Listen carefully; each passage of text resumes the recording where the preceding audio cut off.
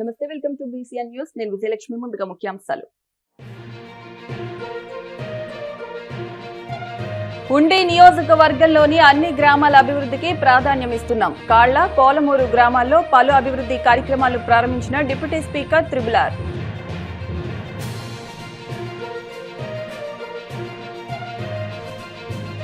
ఘనంగా ఉంగుటూరు ఎమ్మెల్యే పచ్చమట్ల ధర్మరాజు జన్మదినోత్సవ వేడుకలు.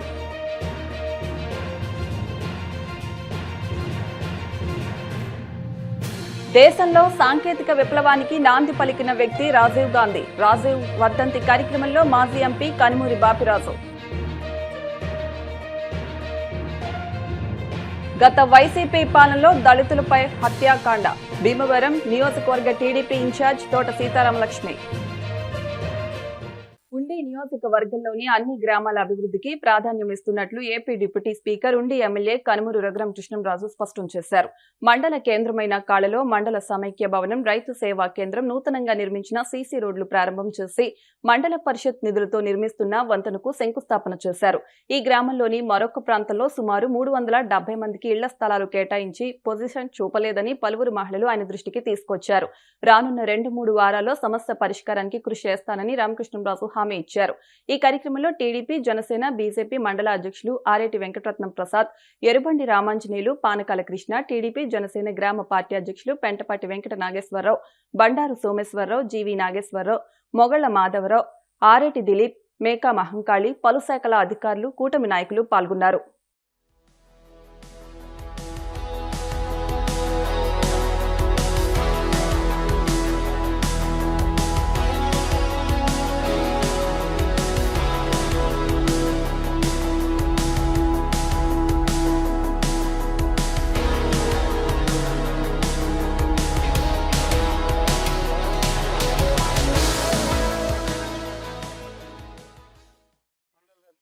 కాళ్ళ మేజర్ పంచాయతీలో ఎప్పటి నుంచో పెండింగ్ లో ఉంది. కాళ్ళలో రైతు సేవా కేంద్రం, సెకండ్ది సచివాలయం, ఈ రెండు కూడా ఈ రోజు ప్రారంభించుకున్నాం.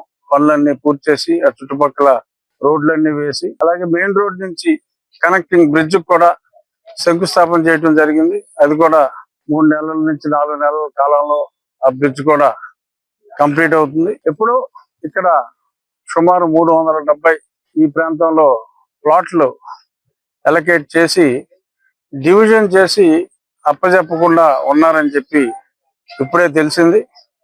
రాబోయే 2 వారాల్లో ఖచ్చితంగా ఆ డివిజన్ చేసి అక్కడ కావలసిన ఎలక్ట్రిక్ లైన్స్ అన్ని కూడా యుద్ధ ప్రాతిపదికన అరేంజ్ చేస్తామని చెప్పి అందరికి ఇప్పుడే మాట ఇవ్వడం జరిగింది. ఎంఆర్ఓ గారితో మాట్లాడి ఈ డివిజన్ కి సంబంధించిన పని ప్రారంభించడం జరుగుతుంది. ఉంగుటూరు ఎమ్మెల్యే పచ్చమట్ల ధర్మరాజు జన్మదినోత్సవ వేడుకలు నారాయణపురంలోని ఆయన క్యాంపు కార్యాలయంలో ఘనంగా జరిగాయి. ఈ కార్యక్రమానికి విచ్చేసిన ఆబ్కాబ్ చైర్మన్ గన్ని వీరాంజనేయులు మాట్లాడుతూ సంక్షేమం, అభివృద్ధి అనే 2 చక్రాలపై ఉంగుటూరు నియోజకవర్గాన్ని ముందుకు నడిపిస్తూ బడుగు, బలహీన వర్గాల అభ్యున్నతే లక్ష్యంగా నిత్యం అనేక సంక్షేమ పథకాలను ప్రజలకు అందిస్తూ వారికి అండగా నిలుస్తూ నియోజకవర్గాన్ని అభివృద్ధి పదం వైపు నడిపిస్తున్న ధర్మరాజు అభినందనీయులని అన్నారు. ఈ సందర్భంగా ఆయనకు జన్మదిన శుభాకాంక్షలు తెలియజేశారు. మరొక ముఖ్య అతిథిగా పాల్గొన్న నెడమరు మండలం గుణపర్రు మాజీ సర్పంచ్ కేవీఎస్ఎన్ సీఫుడ్ అధినేత కూనపరాజు వెంకట సత్యనారాయణరాజు బుజ్జి మాట్లాడుతూ ఇంటింటికి పచ్చమట్ల అనే కార్యక్రమం ద్వారా ప్రతి ఇంటి సమస్యను తెలుసుకుని ప్రజల కష్టసుఖాల్లో భాగస్వామ్యమవుతూ సమస్యల పరిష్కారంలో ముందుండి పనిచేస్తున్నారని, ఎమ్మెల్యే ధర్మరాజు రాజకీయాల్లోకి రాకముందే లక్ష్మీనారాయణ ఫౌండేషన్ అనే సంస్థను స్థాపించి దాని ద్వారా ద్వారకా, తిరుమల నడిచి వెళ్లే భక్తులకు విశ్రాంతి భవనం, భోజన సదుపాయం కల్పించడం అభినందనీయమన్నారు. అనంతరం గజమాల, తలపాగాతో ఘనంగా సత్కరించి 48 కేజీల కేక్ ని కట్ చేయించారు. ఈ కార్యక్రమంలో నెడమరు మండల జనసేన నాయకులు వంగారఘు, బాసిరాజు, వాసురాజు, మండల ప్రెసిడెంట్ దొరబాబు, బీజేపీ సీనియర్ నాయకురాలు Sharanala Malathirani, Ungutur society director Balabhaskar Rao, Ungutur AMC chairman Jyothi Ayyappa, Janasena, TDP, BJP కూటమి నాయకులు, జన సైనికులు, వీర మహిళలు, వివిధ శాఖల అధికారులు, సిబ్బంది, స్వచ్ఛంద సంస్థల ప్రముఖులు, వివిధ రంగాలకు చెందిన ప్రతినిధులు పెద్ద ఎత్తున తరలివచ్చి ధర్మరాజుకు జన్మదిన శుభాకాంక్షలు తెలియజేశారు.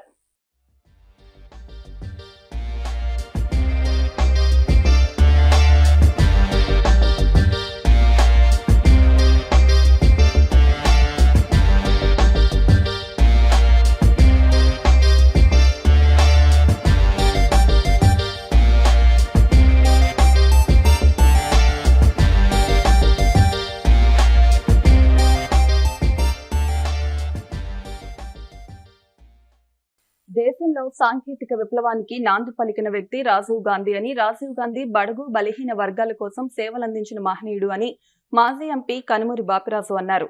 భీమవరం కాంగ్రెస్ పార్టీ కార్యాలయంలో గురువారం దివంగత మాజీ ప్రధాని రాజీవ్ గాంధీ వర్ధంతి కార్యక్రమాన్ని నిర్వహించారు.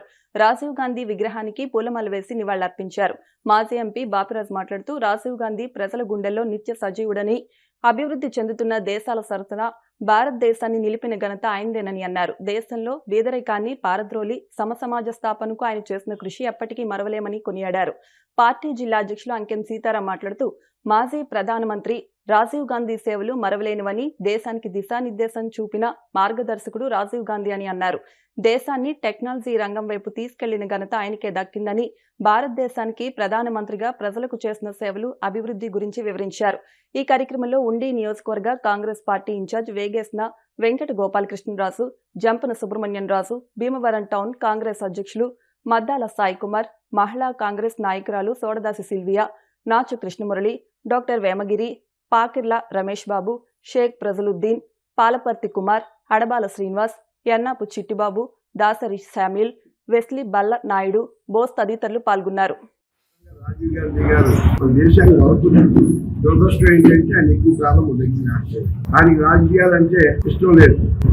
మోతీలాల్ మనవడు, నెహ్రూ గారు అంటే ముని మనవడు, నెహ్రూ గారి మనవడు, ఇందిరాగాంధీ బిడ్డ, అటువంటి కుటుంబంలో పుట్టి పైలట్ గా తన ఉద్యోగం చేసుకుంటూ ఏ రకమైనటువంటి రాజకీయంగా ఉన్నటువంటి బెనిఫిట్స్ పొందకుండా సామాన్యమైన మనిషిగా జీవితం గడిపేసిన గొప్ప వ్యక్తి. దురదృష్టం సంజయ్ గాంధీ గారు కూడా చాలా ఉత్సాహవంతులు, ధైర్యవంతులు. ఆనాడే 5 సంవత్సరాల కార్యక్రమం పెట్టి దేశానికి ఒక ఉద్దేశం దర్శించేటువంటి మహానుభావుడు ఆయన లేడు కాబట్టి ప్రత్యేకంగా ఆయన్ని ఆ తల్లికి దేశానికి కావాలని చెప్పి అడగ్గా మహానుభావుడు ఒప్పుకోవడం జరిగింది.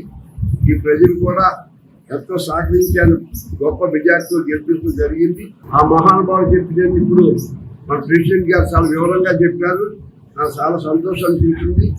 ఒక ప్రెసిడెంట్ గా తను ఇంత వివరంగా చెప్పడం కూడా నాకు చాలా సంతోషం అనిపిస్తున్నది. అయితే మహానుభావుడు ఆయన హైదరాబాద్ లో సద్భావన యాత్రను పెట్టారు. చార్మినార్ దగ్గర హిందూ ముస్లిమ్స్ అక్కడ ఏ రకమైన ఐక్యత కావాలని చెప్పి ఎప్పటి నుంచో నాకు కూడా భగవంతుడి దయ వల్ల 1982 ఆ ప్రాంతాల్లో హిందూ ముస్లిం మైత్రి అవార్డు గవర్నర్ ఆఫ్ ఆంధ్రప్రదేశ్ నాకు ఇచ్చింది హైదరాబాద్ సిటీలో. అటువంటిది ఎక్కడ నాకు ఏ హైదరాబాద్ సిటీలో హిందూ ముస్లిం మైత్రి అవార్డు నాకు ఇచ్చారో అదే పట్టణంలో చార్మినార్ దగ్గర సద్భావన యాత్ర రాజీవ్ గాంధీ గారు ప్రారంభించారు. దాంట్లో ముఖ్యమంత్రి చెన్నారెడ్డి గారితో పాటు నేను రాజీవ్ గాంధీ గారితో కార్యక్రమంలో పాల్గొన్నటువంటి వ్యక్తిని. ఆ మహానుభావుడు సద్భావన యాత్ర పెట్టారంటే సద్భావం కలిగినటువంటి వ్యక్తి కాబట్టి దానికి అందం శోభ. సద్భావం లేని వాడు ఏ కార్యక్రమం పెట్టినా లాభం లేదు. ఆ సద్భావం గల వ్యక్తి కాబట్టే ఆ కార్యక్రమానికి ఒక విలువ, అంటే దేశంలో అందరూ కలిసిమెలిసి శక్తులుగా ఉండాలనేటువంటి భావంతో ఆ స్వభావం గల వ్యక్తి కాబట్టి దానికి ఎంత ఆకర్షణ. అది అంతర్జాతీయ అమెరికాలో కూడా అభినందించారు. అటువంటి కార్యక్రమాన్ని పెట్టినందుకు సరైనటువంటి వ్యక్తి ఆ కార్యక్రమం పెట్టారని కూడా చెప్పడం జరిగింది. తర్వాత ఇప్పుడు భారతజ్యోతి యాత్ర అని బట్టి ఆయన బిడ్డ పెట్టారు. ఆయన ఏమంటున్నారు, కాంగ్రెస్ గురించి ఎక్కువ చెప్పలేదు. దేశంలో అన్ని కులాలు కలిసి ఉండాలి, మతాలు కలిసి ఉండాలి, దేశం ఐకమత్యం కావాలి, మళ్ళీ మన ఇంటర్నల్ గా ప్రాబ్లం రాకూడదు అని చెప్పి ఆ మహానుభావుడు దేశంతో యాత్ర చేశారు. వీరు కాలు జరుగుతులు మన దేశానికి ఏ రకమైన మచ్చలేని మహానుభావులు వాళ్ళు. అటువంటి పార్టీలో మనం కూడా మన అదృష్టంగా భావిస్తున్నాను. రాజీవ్ గాంధీ గారు ఆయన లేని లోటు, ఎందుకంటే చిన్న వయసులోనే వచ్చారు, చిన్న వయసులోనే వెళ్ళిపోయారు. కాబట్టి మానవతావత్వంతో ఉన్నటువంటి ఆ వ్యక్తులు ఈవేళ ఆ కుటుంబం చూడండి. పాపం ఇందిరాగాంధీ అలా సాక్రిఫైస్ చేసింది. సోనియా గాంధీ గారు ఎంత ఉత్తమరాలు ఒకసారి ఆలోచించి ఆ మహానుభావుడు గారు పోయి ఈ రంగంలో వచ్చేయమని ఆ రాజీవ్ గాంధీ గారితో కాల్పిస్తే ఆ రాజీవ్ గాంధీ గారు కూడా కోల్పోయిన తర్వాత మళ్ళీ ఆ కుటుంబంలో కూతురిని కొడుకుని కూడా మనకు దేశానికి అందిస్తుంది. ఎంత నిజాయితీగా భారతదేశ సంస్కృతిని సంపూర్ణంగా మెయింటైన్ చేసినటువంటి మహానుభావురాలు. ఆ చీర కట్టు బొట్టు అన్ని చూడండి. ఆ మహాతల్లి రాజీవ్ గాంధీ గారి యొక్క ఆ కుటుంబానికి భారతదేశంలో ఉన్న సంస్కృతికి అర్థం పట్టేటట్టుగా జీవితం.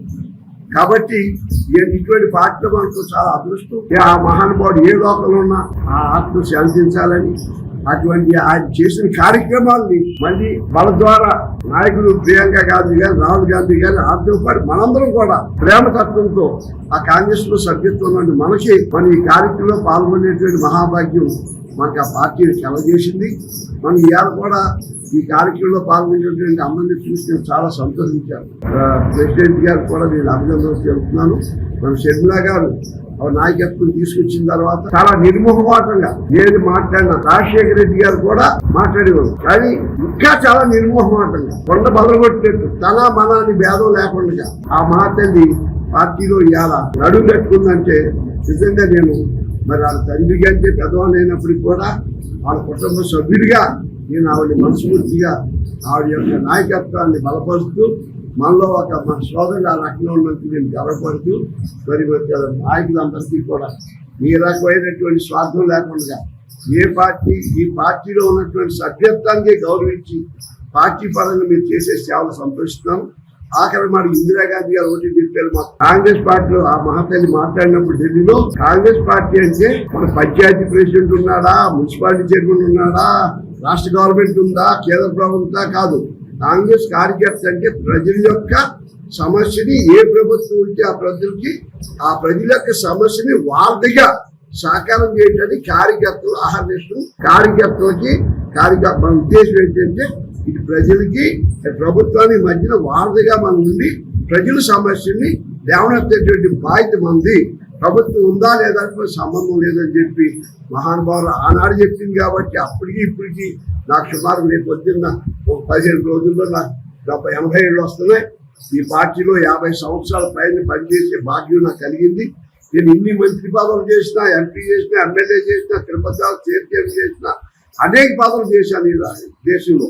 కానీ నాకు కాంగ్రెస్ సభ్యత్వంలో ఉన్నటువంటి ఆనందం, గౌరవం నాకు ఏ పదవులు నాకు బాధ్యత ఇచ్చింది. కానీ కాంగ్రెస్ పార్టీ నాకు ఒక తల్లిలాగా ఆ కుటుంబంలో కలిగినటువంటి భారతదేశంలో ఏదన్నా పార్టీ ఈ రాష్ట్రంలో ఆ రాష్ట్రంలో ఉంటుంది. ఈ పార్టీ భారతదేశం నలుమూలలా ఉన్నటువంటి పార్టీలో సభ్యత్వం నాకు చాలా ఇష్టం. ఈ కొల ప్రాణం ఉండేదాకా కూడా ఈ కాంగ్రెస్ పార్టీలోనే ఉత్సాహంగా పాల్గొనడానికి ఈ కార్యకర్తల మధ్యన మనస్ఫూర్తిగా మాట్లాడుతున్నాను. రాజీవ్ గాంధీ గారు ఈ రోజు మన భారతదేశం ఈ రోజు ఇంత టెక్నాలజీలో ఉందంటే దానికి కారణం మన రాజీవ్ గాంధీ గారు. ప్రతి పల్లె కూడా బాగుండాలని చెప్పి పంచాయతీ ఏర్పాటు చేసి పంచాయతీ నుంచి కూడా మనందరికీ గ్రామంలో రోడ్లు ఏంటి నిధులు ఇచ్చిన ఘనత రాజీవ్ గాంధీ గారి. గతంలో 21 సంవత్సరాలకి ఓటు ఉండేది అందరికీ కాదు, 18 సంవత్సరాలకే ఓటు కల్పించాలని చెప్పి 18 సంవత్సరాలకే ఓటు కల్పించిన మహోన్నత వ్యక్తి శ్రీ రాజీవ్ గాంధీ గారు. ఐటీ అప్పట్లో కంప్యూటర్లు అంటే 1985లోనే మనకి సాఫ్ట్వేర్ రంగాన్ని తీసుకొచ్చిన ఘనత మన రాజీవ్ గాంధీ గారు. ఆ రోజు తీసుకురావడం వల్ల ఈ రోజు మొత్తం మన సుందర్ పిచాయ్ లాంటి వాళ్ళు మన భారతదేశం నుంచి వెళ్ళి వేరే దేశాన్ని వెళ్తున్నారంటే దానికి ముఖ్య కారణం మన శ్రీ స్వర్గీయ రాజీవ్ గాంధీ గారు. చెప్పుకుంటే అలాంటి ఎన్నో సేవలు మహోన్నత వ్యక్తి ఎన్నో సేవలు చేసి మహిళలకి రిజర్వేషన్ కల్పించారు. ప్రతి పంచాయతీలో కూడా 30% రిజర్వేషన్ కల్పించిన వ్యక్తి శ్రీమతి మన రాజీవ్ గాంధీ గారు. చేసింది ఆయన తక్కువ 5 సంవత్సరాలైనా సరే మన దేశానికి ప్రాణత్యాగం చేశారు. ఆయన మన వాళ్ళ కుటుంబం అంతా కూడా దేశానికి ప్రాణత్యాగం చేశారు. గాంధీ గారు కూడా దేశాన్ని మన ఆ రోజు చూశారు, ఆయన్ని చంపేయడం జరిగింది. అలాగే ఇందిరాగాంధీ గారు మహిళల కోసం ప్రపంచవ్యాప్తంగా కూడా ఇందిరాగాంధీ లాంటి మహిళ ఎవరూ కూడా లేరు. మొట్టమొదటి మహిళా ప్రధాని మన ఇందిరాగాంధీ గారు. ఇందిరాగాంధీ మనంతరం మన రాజీవ్ గాంధీ గారిని తీసుకొచ్చి రాజీవ్ గాంధీ గారు 40 సంవత్సరాలకే నాకన్నా చిన్న వయసులోనే ఆయన మన భారతదేశ ప్రధాని తెలిసి యువకులకి ఏం కావాలో అని తెలిసి ఆ రోజున రోడ్లు ఏంటి, ప్రతి ఊరికి గ్రామానికి కరెంట్ ఇవ్వడం అన్ని కూడా రాజీవ్ గాంధీ గారి టైంలో వచ్చింది. అలాంటి మౌనవ్యక్తి ఈ రోజు ఉంటే మనం అమెరికా కన్నా చాలా స్పీడ్ గా ఉండేది మన భారతదేశం. అలాంటి మౌనత వ్యక్తిని కోల్పోయి ఈ రోజున మనం భారతదేశం అప్పుడు 40 రూపాయలు ఉన్న డాలర్ ఈ రోజున దగ్గరగా 100 రూపాయల దాకా చేరుకుంటుంది. ఎన్నో మా ఆర్థిక పెట్రోల్ ఏంటి, డీజిల్ ఏంటి, ఎన్నో ఆర్థిక ప్రతి వరకు 10,000 ఉంటే కుటుంబం అంతా కూడా ఉండేది. ఈ రోజున నెలకి 50,000 వచ్చినా కూడా సరిపోవట్లేదు. అందరూ కూడా చాలా ఇబ్బందులు గురవుతున్నారు. పెట్రోల్, డీజిల్, నిత్యావసర వస్తువులు అన్ని కూడా ఈ 12 సంవత్సరాల్లో ప్రజలందరూ కూడా బాగా ఇబ్బందులు గురవుతున్నారు. ఏ పార్టీ వల్ల మీకు ఏమీ లేదు. మన కాంగ్రెస్ పార్టీ ఉంటేనే బస్సులు ఏంటి, బస్సు ఫ్రీ లేడీస్ కి, మన వాళ్ళకి పెట్రోల్, నిత్యావసర వస్తువులు ప్రతి గృహిణికి ఏం కావాలో అన్ని మన్మోహన్ సింగ్ గారు ఆర్థిక వ్యవస్థ అంతా బాగా చేసి అందరం ప్రతి కుటుంబం కూడా చల్లగొడాలని చూసే ఏకైక పార్టీ కాంగ్రెస్ పార్టీ. అన్ని కులాలని అన్ని మతాలని కలిపికెళ్లే పార్టీ ఏకైక పార్టీ కాంగ్రెస్ పార్టీ. కాంగ్రెస్ పార్టీలో రాజీవ్ గాంధీ గారు, ఇందిరాగాంధీ గారు అలాంటి మహోన్నత వ్యక్తులు ఎంతో మంది 72 సంవత్సరాలు పరిపాలించారు. వాళ్ళు పరిపాలించడంలోనే 50 లక్షల కోట్లు అప్పు అయితే ఈ 12 సంవత్సరాల్లో 152 లక్షల కోట్ల అప్పులు, ఇప్పటికి 2 లక్షల చిల్లర కోట్ల అప్పు ఉంది. 72 సంవత్సరాల్లో అందరికీ ఒక 50 లక్షల కోట్లు అప్పు చేస్తే ఈ ఒక్కతనే మోడీ గారే 150 లక్షల కోట్లు అప్పు చేసి గుజరాత్ ఏంటి ఉత్తరప్రదేశ్ కి మొత్తం అంతా కూడా నార్త్ సైడ్ మొత్తం అంతా డబ్బులు ఏం చేశారో తెలియదు. 150 లక్షల కోట్లు. అలాంటిది మనకి ఈ రోజు మన మహిళలు ఎంతో మంది ఉన్నాం. ఆ లక్షల కోట్లు, 1 లక్ష కోట్లు ఉంటే అందరూ కూడా చాలా ఇదిగంటే బాగుంటది. అలాంటిది ఈ మహోన్నత వ్యక్తి మన రాజీవ్ గాంధీ గారి వర్ధంతి పురస్కరించుకుని ఈ రోజున బాపిరాజు గారికి కార్యకర్తలు అందరికీ కూడా తెలిసే రాజీవ్ గాంధీకి నివాళులు కోసం రాజీవ్ గాంధీ గారు ప్రధానమంత్రిగా చిన్నతనంలోనే అయినప్పటికీ వారు ప్రధానమంత్రి అయిన వెంటనే అనేక సంస్కరణలు తీసుకొచ్చి బ్యాంకులను జాతీయం చేయటం, ఐటీ తీసుకొచ్చి చదువుకున్న ఉద్యోగస్తులందరికీ, పిల్లలందరికీ కూడా ఉద్యోగాలు వచ్చిందే కాదు ఎన్నో కార్యక్రమాలు తీసుకొచ్చి 21 సంవత్సరానికి ఓటు ఉన్నటువంటి దానికి 18 సంవత్సరాలకి ఓటు తీసుకొచ్చి ఈ దేశానికి ఎంతో సేవలు అందించిన వారికి ఈ రోజున మనం ఈ కార్యక్రమం చేసుకోవటం నేను ప్రత్యేకంగా ఈ కార్యక్రమం ఇంత బాగా చేస్తాం జిల్లా కాంగ్రెస్ అధ్యక్షుడికి అభినందన. మన దేశానికి అందించినటువంటి సేవలను గుర్తుంచుకొని ప్రాణత్యాగం చేసినటువంటి ఆ మహానుభావులను మనం జ్ఞాపకం చేసుకుంటా ఎంతో ఆశీర్వాదకరమని తెలియజేస్తూ ఈ రోజు రాజకీయ కుటుంబంలో జన్మించినటువంటి రాజీవ్ గాంధీ గారిని మనం మరలా స్మరణ చేసుకుంటాం. మనకి ఎంతో అభినందనీయం. ఈ విధంగా ఎల్లప్పుడూ మనం గుర్తు చేసుకోవాలి. కాంగ్రెస్ పార్టీని గుర్తు చేసుకోవాలి. కాంగ్రెస్ పార్టీని బలోపేతం చేయాలి. కాంగ్రెస్ కార్యకర్తలుగా ప్రతి నిమిషం కాంగ్రెస్ కొరకు పాటుపడినట్లయితే మన దేశంలో ఇంకా ఉన్న స్థితిలోకి ఎదగడానికి అవకాశం కలిగించిన వారిగా మనమందరం బాగే కాకుండా పక్కవాళ్ళు కూడా బయట తీసుకురావడానికి శాశక్తిలో సహనంగా ప్రేమగా ఉండి సహనంగా ఉండి అందరినీ సమన్వయం చేసి రాజకీయాలు కాకుండా వారు ప్రజాసేవకు అంకితమైపోయేది ఇందిరాగాంధీ ఏ తమిళ కోసం ఆవిడ కష్టపడి ఆ తమిళ చనిపోయింది. అలాగే రాజీవ్ గాంధీ తమిళ అమ్మాయి బాడీ నిండా బాంబ్స్ పెట్టుకుని రాజీవ్ గాంధీ అడిగినం చేసుకుని పట్టణాలు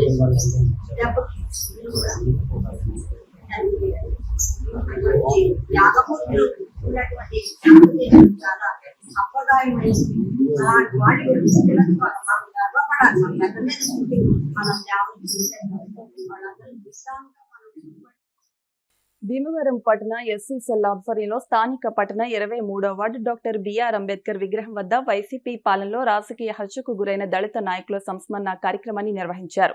ఈ కార్యక్రమానికి హాజరైన మాజీ ఎంపీ భీమవరం నియోజకవర్గ టీడీపీ ఇన్ఛార్జ్ తోట సీతారాం లక్ష్మి మాట్లాడుతూ వైసీపీ పాలనలో దళితులపై హత్యాకాండ జరిగిందని ఆరోపించారు.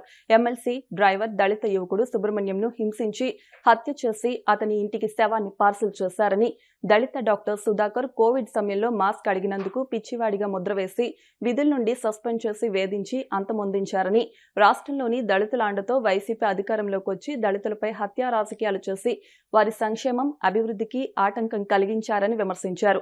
టీడీపీ రాష్ట్ర మాజీ కోశాధికారి మెంటే పాదసారథి మాట్లాడుతూ వైసీపీ హయాంలో దళితులపై ఎస్సీ ఎస్టీ అట్రాసిటీ కేసులు నమోదు చేసి దళితులను అణచివేశారని, వైసీపీ ప్రభుత్వాన్ని ప్రశ్నించిన దళితులపై కక్షతో హింసించి రాజకీయ హత్యలు చేశారన్నారు.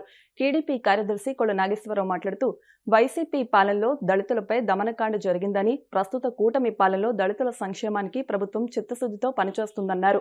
ఏఎంసీ చైర్పర్సన్ కలిదిండి సుజాత రామచంద్రరాజు మాట్లాడుతూ YCP MLC Anantha Babu driver Subrahmanyam హత్య కేసును, డాక్టర్ సుధాకర్ మరణాలపై నాటి వైసీపీ ప్రభుత్వ పోలీస్ కేసులు విచారణ న్యాయబద్ధంగా జరగలేదని, కూటమి ప్రభుత్వ ముఖ్యమంత్రి నారా చంద్రబాబు నాయుడు దళిత కుటుంబాలకు న్యాయం జరిగేలా చర్యలు గాయకొని దళితులకు రక్షణ కల్పిస్తున్నారని తెలిపారు.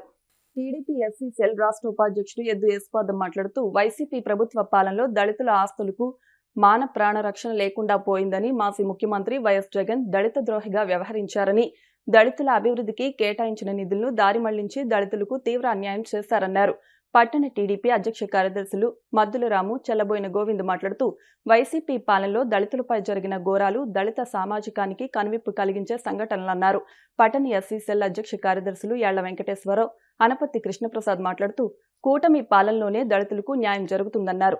ఈ కార్యక్రమంలో మున్సిపల్ మాజీ చైర్పర్సన్ మెరగాని నారాయణమ్మ, కృష్ణబలిసా corporation chairman Ganta Trimurthulu, Muslim minority corporation director MD Shabina, జిల్లా తెలుగు మహిళా అధ్యక్షురాలు మాదాసు కనకదుర్గ, ఉపాధ్యక్షురాలు సయ్యద్ నసీమా బేగం, నియోజకవర్గ ఎస్సీ సెల్ అధ్యక్షుడు మాతా సురేష్ బాబు, పట్టణ మహిళా అధ్యక్షురాలు అంబళ్ల జోగేశ్వరి, టీడీపీ నాయకులు కొండ్రు శ్రీనివాస్, నేదునూరి గంగాధర్ తిలక్, యలమంచిలి శ్రీనివాస్, మిర్తిపాటి గున్నేశ్వరరావు, భీమనాథం వీరశేషారావు, ఎండి షాబు, బండి రాజేష్, ఎండి ఫిరోజ్, క్లస్టర్ యూనిట్ బూత్ ఇన్ఛార్జీలు, ఎస్సీ సెల్ నాయకులు అధిక సంఖ్యలో పాల్గొన్నారు. ఎన్నో అరాచకాలకి బలయ్యారు. అందులో ముఖ్యంగా దళితులు ఎక్కువగా ఉన్నారు. ఎవరైతే అనంతబాబు ఎమ్మెల్సీ డ్రైవర్ సుబ్రహ్మణ్యం ఉన్నారో, అలాగే ఒక డాక్టర్ కరోనా టైంలో మాస్కులు అడిగినందుకు డాక్టర్ సుధాకర్ గారిని కూడా మరి అకారణంగా ఆవేళ మరణానికి గుర్చేయడం మన అందరూ తెలుసు. దాదాపు ఇది రాష్ట్రం అంతా ఒక సంచలనంగా మారింది. అప్పట్లో కూడా మనం నిరసన కార్యక్రమాలు చేయడం జరిగింది. కానీ అప్పుడున్న వైఎస్ఆర్ ప్రభుత్వం ఎటువంటి పరిస్థితుల్లోనూ కూడా వాళ్ళ మీద చర్యలు తీసుకోలేదు దళిత నాయకుల మీద. ఈ రోజున వాళ్ళందరికీ కూడా అంబేద్కర్ గారి సాక్షిగా సుధాకర్ గారికి కానీ డ్రైవరు సుబ్రహ్మణ్యం గారికి కానీ ఘనంగా నివాళులర్పించడం జరిగింది. ఎందుకంటే ఇక్కడ తెలుగుదేశం పార్టీ ఒక్కటే దళితులకు కానీ, ఎస్సీలకు కానీ, బీసీలకు కానీ ప్రతి ఒక్కరికి కూడా న్యాయం చేసే విధంగా ఈ రోజున తెలుగుదేశం పార్టీ కూటమి నాయకత్వంలో మనం పనిచేస్తున్నాం. 2019-2024 మధ్య జగన్మోహన్ రెడ్డి గారి ప్రభుత్వంలో రాష్ట్రంలో ఒక దళితులే కాదు అన్ని వర్గాల ప్రజలు కూడా వ్యాపారస్తులు అవని, రైతులు అవని, ఉద్యోగస్తులు అవని అందరూ కూడా ఎంతో బాధలకు కష్టాలకు గురవడం జరిగింది. మరి 2019-2024 మధ్యలో దళితుల మీద అనేక రకాలైనటువంటి దాడులు జరిగినాయి. మరి ఉదాహరణగా డ్రైవర్ పీతి సుబ్రహ్మణ్యం, మరి అతను ఎమ్మెల్సీ అనంతబాబు దగ్గర డ్రైవర్ గా పనిచేసి మానేశాడు. ఆయన దగ్గర పనిచేయడం అతన్ని తీసుకెళ్లి అతని దగ్గర ఇతను ఏదైనా ఇతని రహస్యాలని ఇతను చేసినటువంటి అక్రమాలను బయటపెడతాడనేటువంటి ఉద్దేశంతో అతన్ని చిత్రహింసలు పెడితే అతను చనిపోవడం జరిగింది. అతను తీసుకొచ్చి కారులో ఇంటిగా డోర్ డెలివరీ చేయడం జరిగింది. మరి అది ఒక ప్రమాదంగా చిత్రీకరించారు ఆ రోజున. మరి ఆ రోజు నుంచి ఈ రోజు వరకు కూడా అనంతబాబు భార్య కూడా దీంట్లో ప్రమేయం ఉందని చెప్పి పోలీసులు కూడా నిర్ధారణ చేయడం జరిగింది. వారిని అరెస్ట్ చేయడం కూడా జరిగింది. ఇది విచారణలో ఉంది. డాక్టర్ సుధాకర్ గారు కరోనా టైంలో ఒక డాక్టర్ గా, ఒక ఎస్సీ డాక్టర్ గా ఆయన ఉంటూ మాస్కులు కూడా ప్రభుత్వం సప్లై చేయడం లేదు, ఇంత ప్రమాద పరిస్థితులు కూడా అని ఆ ప్రభుత్వం దృష్టికి తీసుకెళ్లేందుకు గాను అతన్ని నానా చిత్రహింసలు చేసి ఇష్టవాడు కాదు చిత్రీకరించి రోడ్డు మీద బట్టలు ఉరికేసి అతన్ని గాయపరిచి అతనికి చనిపోయేటువంటి పరిస్థితి తీసుకొచ్చినటువంటి ప్రభుత్వం జగన్మోహన్ రెడ్డి గారు. అదే కాదు, ఇంకా అనేక కార్యక్రమాలు జరిగినాయి. ఎస్టీ సప్లాల కింద 27,000 కోట్లు, ఎస్టీ సప్లాల కింద 5,000 కోట్ల రూపాయలు, మొత్తం 32,000 కోట్ల రూపాయలు ఈ జగన్మోహన్ రెడ్డి ప్రభుత్వ హయాంలో దారి మళ్లించి దళిత యువకులకి బ్యాంక్ రుణాలు రాకుండా, వారికి సబ్సిడీ రుణాలు రాకుండా చేసినటువంటి కూడా 1924 వరకు జగన్మోహన్ రెడ్డి ముఖ్యమంత్రిగా ఈ రాష్ట్రంలో దళితులు ఎన్ని రకాల ఇబ్బంది పెట్టారనేది ఉదాహరణకి డాక్టర్ సుబ్రహ్మణ్యం గారిది, అనంతబాబు గారి డ్రైవర్ సుబ్రహ్మణ్యం, వాళ్ళిద్దరూ మరణానికి ప్రధాన కారణం ఆ రోజు వైసీపీ ప్రభుత్వం. వాళ్ళిద్దరికి భీమవరం తెలుగుదేశం పార్టీ తరఫున నివాళులు అర్పిస్తున్నాం. ఈ రోజు తెలుగుదేశం ప్రభుత్వం అంటే నారా చంద్రబాబు నాయుడు ముఖ్యమంత్రి అయిన తర్వాత 1994 నుంచి 2004 వరకు చూసుకోండి, ప్రతి దళిత వాడలో సిమెంట్ రోడ్లు కానీ, ఎల్ఈడి బల్బులు కానీ, పైప్ లైన్ కానీ అన్ని కూడా, కరెంట్ కానీ, మౌలిక వసతులు కల్పించిన నాయకులు ఎవరు ఉన్నారండి ఆంధ్రప్రదేశ్ లో? అది ఒక నారా చంద్రబాబు నాయుడు సందర్భంగా చేస్తున్నాం. అంత గొప్ప వ్యక్తి నారా చంద్రబాబు నాయుడు గారు. దళిత ఓటు బ్యాంక్ అంతా మా ఓటు బ్యాంకే, మా కుటుంబం చెప్పి జగన్మోహన్ రెడ్డి దళితులకు చేసింది ఏమీ లేదు. ఇప్పటికైనా దళిత ఓటులో అందరూ కూడా మరి అందరూ ఆలోచించాలి. నారా చంద్రబాబు నాయుడు గారు చేసే సంక్షేమ పథకాలు కానీ, అభివృద్ధి పథకాలు దళిత ఓడలు ఏ రకంగా చేస్తారని చెప్పి అందరూ ఆలోచన చేసి రాబోయే రోజుల్లో కూడా నారా చంద్రబాబు నాయుడు గారు, నారా లోకేష్ బాబు గారు, పవన్ కళ్యాణ్ గారి నాయకత్వంలో, అలాగే నరేంద్ర మోడీ గారు ఈ రాష్ట్రంలో సంక్షేమాన్ని, అభివృద్ధిని ముందుకు తీసుకెళ్లే విధంగా మరి మద్దతు ఇవ్వాల్సిన సందర్భం. ఎమ్మెల్సీ అనంతబాబు గారు అన్యాయాలు, అక్రమాలు ఎక్కడ బయటెడతారని సుబ్రహ్మణ్యం అనే ఎస్సీ అతని డ్రైవర్ గారిని మరి హత్య చేసి డోర్ డెలివరీ ఇచ్చారు. కుటుంబాన్ని అంతా కూడా శోక సముద్రంలో ముంచడం జరిగింది. అలాంటి వైఎస్ఆర్ ప్రభుత్వం అధికారంలో ఉన్నప్పుడు ఇలాంటి కార్యక్రమాలు చేసిన జగన్మోహన్ రెడ్డి ఇవాళ ఎస్సీలపై మరి ముసలి కన్నీరు కాస్తూ మరి ఏదో ఎస్సీలను ఉద్ధరిస్తున్నారని చెప్తున్నారు. ఇదంతా కూడా మన ఎస్సీ నాయకులకి అందరికీ తెలిసిన విషయం. మాస్కులు అడిగినందుకు డాక్టర్ సుధాకర్ గారిని కరోనా టైంలో మాస్కులు లేవని మాస్కులు సప్లై చేయమని అడిగినందుకు అతి కిరాతకంగా అంటే ఒక పిచ్చోడిని చేసి రోడ్డు మీద పిచ్చోడ్లాగా ఆయన్ని ఆ స్థితికి తీసుకొచ్చి మరి చంపేసినటువంటి ఘనత మరి వైఎస్ఆర్ ప్రభుత్వం జగన్మోహన్ రెడ్డి గారు.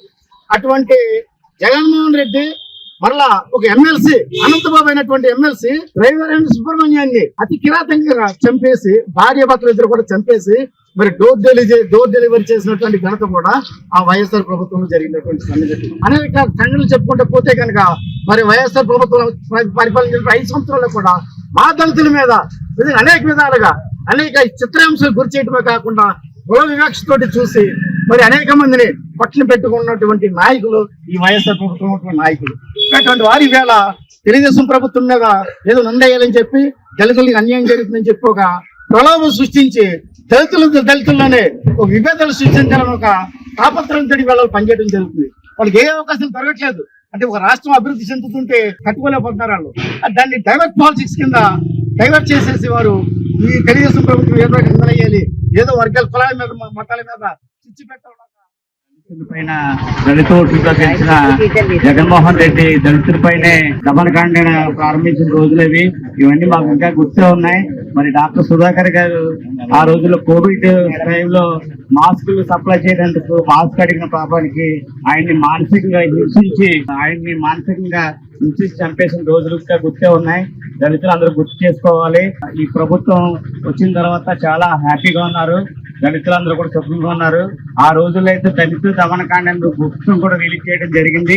మరి అన్ని గ్రహించుకుని రాబోయే రోజుల్లో జగన్మోహన్ రెడ్డిని మళ్ళీ అధికారం రాకుండా చేయడానికి మీరు అంతా కృషి చేయాలని చెప్పేసి ఎన్నో విధమైన దాడులు చేస్తూ దళితుల పార్టీ అని చెప్పుకొని జగన్మోహన్ రెడ్డి గారు అధికారంలోకి రావడం జరిగింది. ఆయన అధికారంలోకి వచ్చి మా దళితుల పైన చాలా విభత్సమైన కాండ సృష్టించి మరి ఈ రోజున మళ్ళీ అదే దళితులు వేరు చేయాలని చెప్పి దళితులపై ఒక ఆంక్షతోటి అది ముందుకు రావడం జరుగుతుంది. ఇది అందరూ ప్రజలు తెలుసుకోవాలని, ముఖ్యంగా మా దళితులందరూ తెలుసుకొని ఎవరికి ఓటేస్తే మంచిదని తెలుసుకోవాలని మనస్ఫూర్తిగా